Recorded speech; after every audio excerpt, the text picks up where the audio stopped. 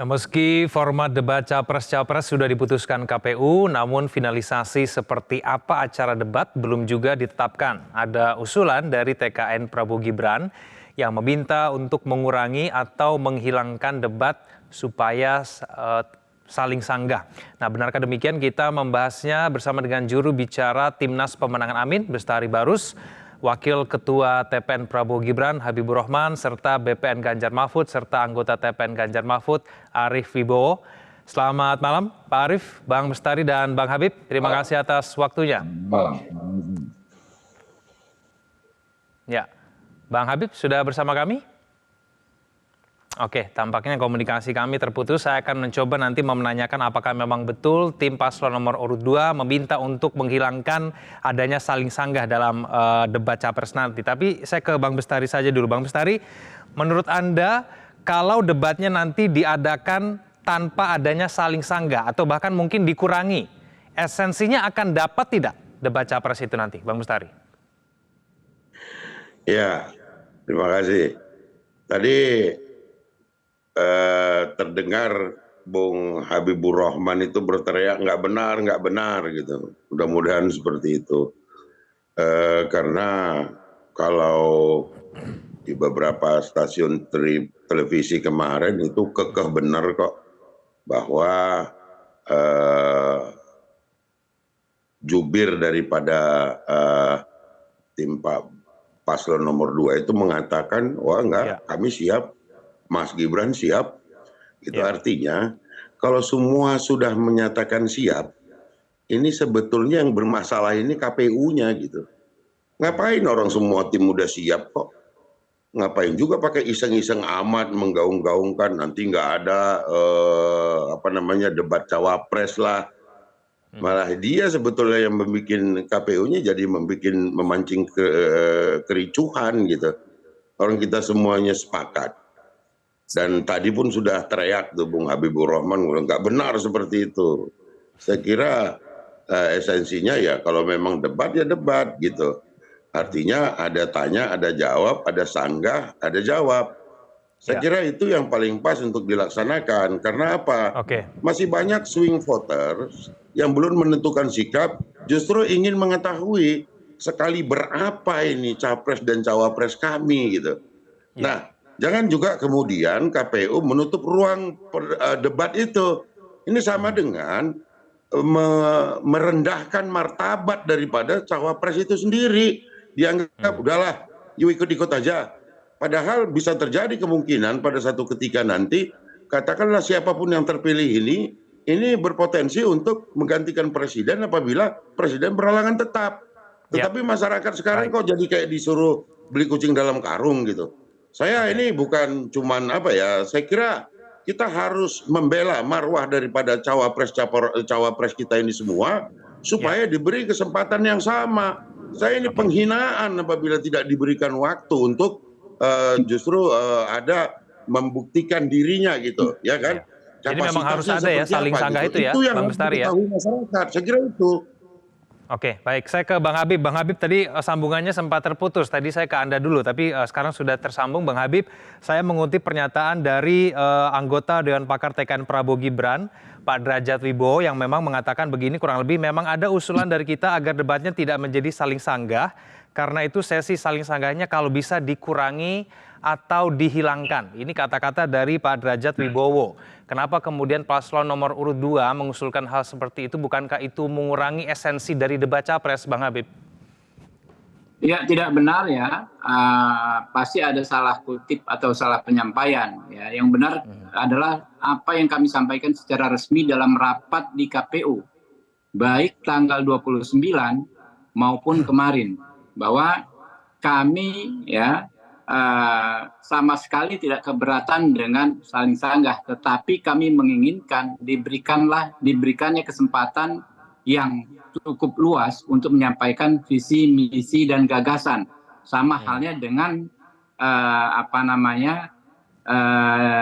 kesempatan untuk saling mengklarifikasi ya dan saling memperdalam. Saling mendalami statement masing-masing. Itu nggak ada masalah, tetapi ada porsi yang sama besarnya dalam pendalaman dalam pemaparan visi, misi dan gagasan-gagasan. Karena kalau pengalaman dari debat-debat pilpres yang kemarin, ya, moderator itu dituntut bisa memimpin jalannya perdebatan dengan elegan. Artinya apa? Ketika pasangan calon sudah pada standpoint masing-masing, sudah pada sikap masing-masing, haruslah moderator mengambil inisiatif agar perdebatannya bergerak, nggak ayel-ayelan, bahasanya itu.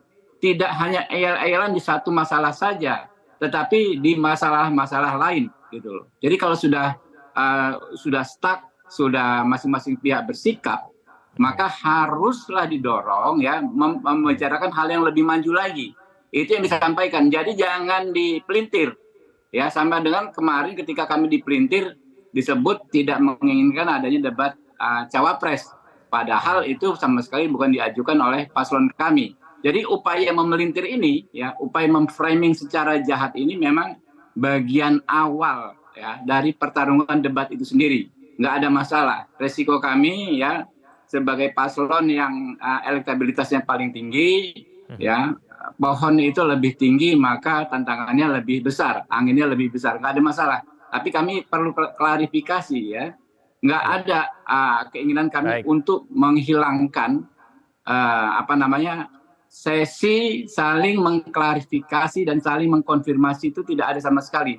Tetapi kami ingin kesempatan yang lebih luas bagi sesi penyampaian visi, misi, program dan gagasan-gagasan. Saya pikir di situ. Masa kita juga mau debat kusir soal ini gitu loh. Hal yang paling penting adalah keterangan kami, ya, sikap kami yang ofisial itu yang disampaikan secara resmi di KPU.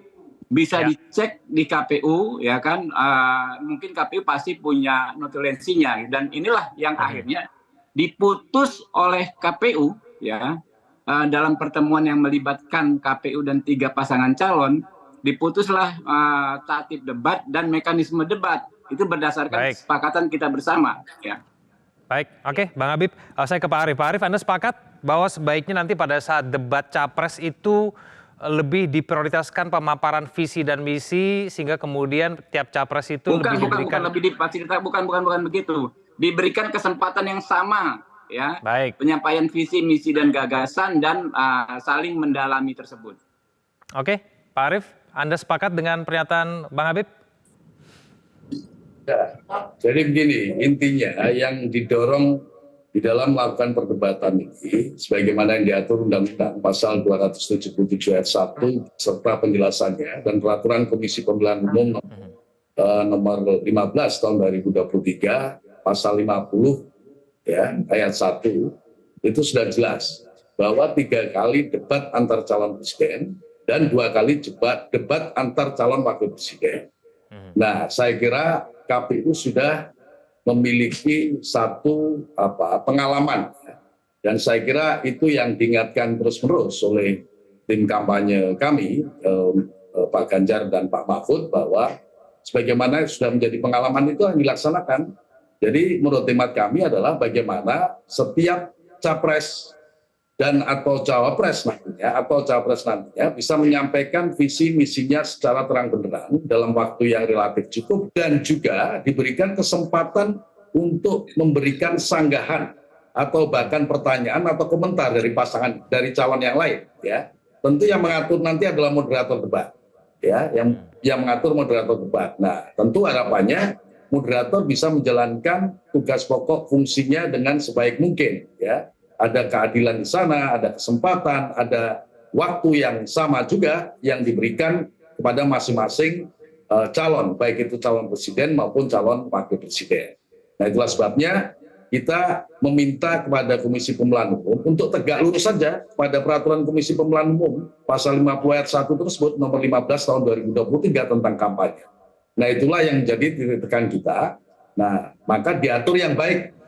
Nah, kita tentu minta kepada moderatornya nanti juga bisa mengatur jalannya debat tersebut secara baik, ya, secara elegan, secara adil, ya, dan juga tentu kesempatan untuk menyampaikan visi misi secara terang benderang sekaligus sanggahannya juga dengan baik, ya. Yang namanya debat pasti ada saling menyanggah, ya. setidaknya ada komentar atau tanggapan atau apapun antar calon presiden maupun antar calon wakil presiden. Saya kira itu saja yang memang harus didorong agar nanti itu bisa teraktualisasi dengan baik. Karena debat ini sesungguhnya juga menguji kredibilitas ya, calon presiden atau calon wakil presiden. Meskipun debat adalah salah satu variabel saja di dalam proses perhelatan pemilihan umum presiden dan wakil presiden. Dia bukan satu-satunya variabel, ya, tapi sebagai salah satu variabel yang penting supaya publik bisa menilai, supaya masyarakat bisa memberikan